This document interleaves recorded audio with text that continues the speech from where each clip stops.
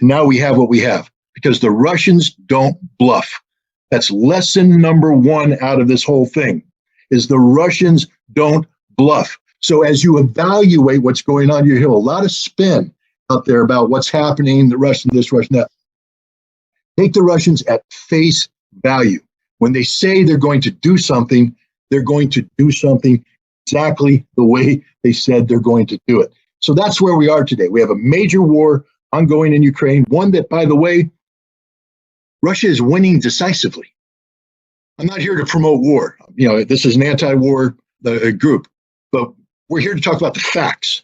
And the fact is, Russia is winning this war decisively. We can go through the metrics all you want. I have a huge amount of experience in this. I've been studying military math all my life. And I'm telling you right now, whatever metric you put up there, Russia has won this war hands down. And they're in the process of, I believe, wrapping up one of the most stunning military victories in modern history. But you won't hear about that because our media is spinning it the exact opposite. And maybe we can talk about why that is at a later date. But that's where we are today. I hope that wasn't too long of an answer. There's never been a democracy in Ukraine. Ukraine is one of the most corrupt nations on the planet. Everybody talks about Russian oligarchs. The Ukrainians have more oligarchs per capita than the Russians do, and their oligarchs actually control the politics. How did Zelensky become president? Zelensky was a comedian working for a channel owned by an oligarch who decided, I want to make you president. Zelensky didn't wake up one day and go, I want to be president. He played one on TV, a very popular comedy, I think, called Servant of the People. I've watched it. Funny as heck. Really good show. You should watch it. But it's not reality. It's fiction. But it's like if Americans were watching West Wing and decided to elect Martin Sheen as president because he played one on TV. Martin Sheen has no qualification to be president of the United States. But he played one on TV, so we're gonna make him president. Well, that's what the Ukrainians did because the state of their politics is so horrible. But going back to 2014, there was a pro-Russian president named Viktor Yanukovych who was struggling with a major economic problem. The majority of Ukrainians wanted to be aligned with the European Union economically. I think they saw that their best economic future was through Europe, not through Moscow. The problem is the conditions that the European Union were seeking to impose were prohibitive. And it would have required actually Russia to pay for Ukraine to become an EU member. And Putin met with Yanukovych and said, look, I don't care if you join the EU. I'm just not going to pay for it. Russia's not paying for it. So if you want to join. But if you can't afford it, then you got to come in and work with me. And so Yanukovych thought about it and said, okay, we can't afford it. I'm going to Russia. Well, the people rose up. There was demonstration street, peaceful demonstrations, by the way, very peaceful demonstrations, the legitimate expression of democracy. I don't think anybody had a problem. Yanukovych didn't have a problem with these demonstrations. He understood where they were coming from. But then what happens is the United States and the European Union come in and say, there's a weakness here. We can solve this problem by orchestrating a coup d'etat that will eliminate Yanukovych, and we can bring in our own people. And these are people that the United States government had identified early on, and we had been training them actively. How do we know this? Because Victoria Nuland, who was the State Department official responsible for that part of the world, has been intercepted with a phone call, a famous phone call where she told the European Union something that we can't say on polite channels. But she also talked about our boy Yats. Yats, of course, is short for the name of a man who eventually became the prime minister of Ukraine. We handpicked this guy. We handpicked the government. We were talking about Yats competing with Klitschko and all this stuff, and who's going to be the best person. We're making the decisions. And this is a coup d'etat. Now, the peaceful demonstrators can't get rid of Yanukovych. So we brought in the people we know. We brought in the Bandera people.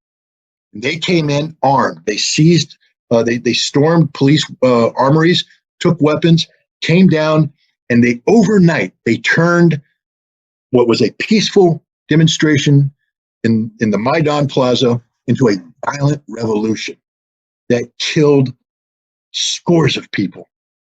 horrible acts of violence. I mean, again, I don't want to get too political here.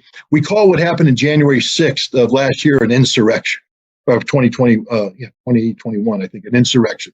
The horrific storming of the U.S. Capitol. I condemn it with all my heart. I view that as a gross acts of violence. That's a demonstration God bad, but it wasn't an insurrection, ladies and gentlemen. An insurrection, they would not have voluntarily left the Capitol. An insurrection would have gone in with guns blazing, killing every member of Congress. That's what an insurrection does. How do we know? Because there was an insurrection in the Maidan in February 2014. That's what an insurrection looks like. It was a U.S. orchestrated insurrection to achieve one purpose, to get rid of Viktor Yanukovych. How do we know that? Because Joe Biden called Viktor Yanukovych in person and said, "You got to go." I don't mean to get angry, but come on, man. What is regime change policy?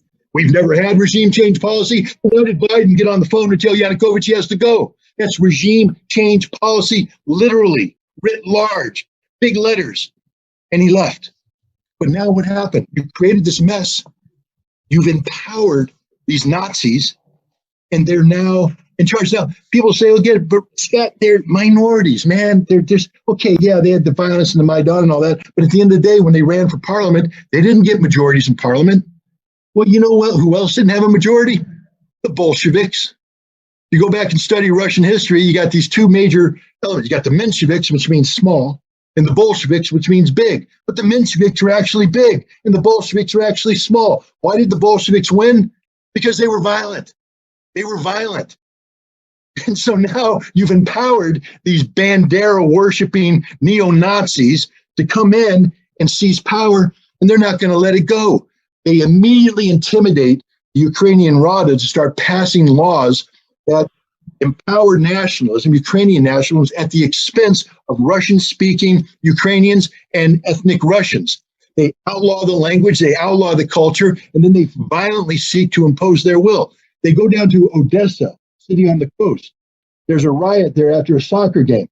They throw 150 pro-Russian demonstrators into the House of Culture, then set it on fire. Over 40 people die. The Russians are enraged.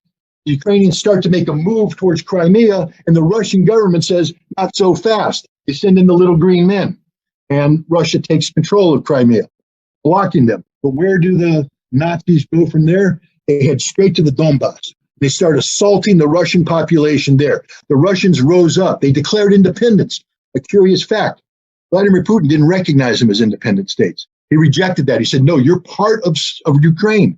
We have to respect the territorial sovereignty of Ukraine, but we will support you in your effort to defend your rights. And so thus began the Ukrainian civil war in the Donbass, where the Ukrainian army, backed by these neo-Nazi military units, trying to forcefully impose themselves on a Russian population that rejects being manhandled by the Ukrainians. They form independent militias that are supported by the Russians, and now we have a war, a civil war. And it's a horrible war. It breaks down into front lines, and here's the nature of the fighting. Viktor Poroshenko, a president that came in after the series, the president before Zelensky, gave a speech. And he says, let me tell you what's going to happen. He's talking to the people of Donbass. Our kids, meaning Ukrainian kids, are going to go to kindergarten. Then they're going to go to the store, and they're going to go to the park, and they're going to have a normal life. Your kids are going to be cowering in the basements while we shell you every single day. You want to know why the Russians are mad? Because that's the life that these Russians were subjected to. 14,000 people lost their lives in the course of 8 years. Non-stop violence.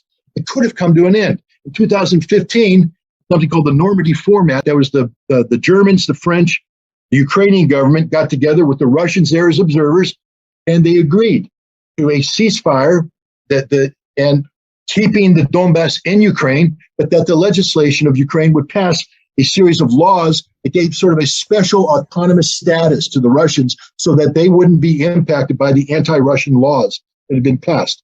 A very reasonable thing. But when Poroshenko tried to implement it, these neo-Nazis, remember this minority, told him, if you do that, we will kill you. Again, we're talking about what the definition of an insurrection is. Imagine somebody telling Joe Biden, if you sign that legislation, I'm going to kill you. The Secret Service will be all over that person. would be the last you ever heard of him. Rightfully so. But here the Nazi says, you sign it, you die. So guess what happens? He doesn't sign it. Zelensky comes in on a platform of peace, and he wants to implement Minsk. But he was told, not just told, they made a videotape of this where the guy basically says to the videotape, if he signs it, he'll be hanging by the neck until dead on some major Kiev thoroughway. And it's the truth. If Zelensky signed it, he'd be hanging by the neck until dead. Who runs Ukraine? It's not Zelensky. It's not the parliament. It's the Nazis. And if you're a Russian, and I'm going to leave it with this, because this is the emotional part. You thought losing 14,000 people was emotional? I'm going to give you what emotional is. Emotional is losing 23 to 32 million people in a war against Nazi Germany. That is what defines Russia today. Every major town, every major city has a monument to the people who died. Every family lost people, 1, 2, 3, 4, 5, a dozen, 20.